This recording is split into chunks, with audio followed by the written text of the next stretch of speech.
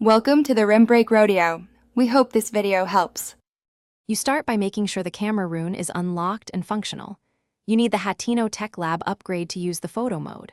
Once done, equip stealth armor for wildlife or heavier armor for combat targets, and keep a bow ready to freeze action with stasis when needed.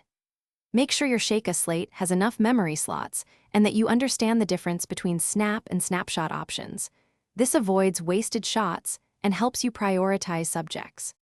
You compose deliberately. Move until the subject sits on the reticle or along an edge for drama, then zoom in to remove distractions. Once positioned, use crouch to steady or apply stasis to freeze fleeing animals and create a clean shot. Make sure to wait for good lighting.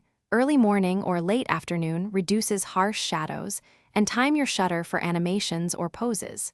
If photographing enemies, bait a specific action, so you finish by saving the best shots to your album and registering them in the Hyrule Compendium.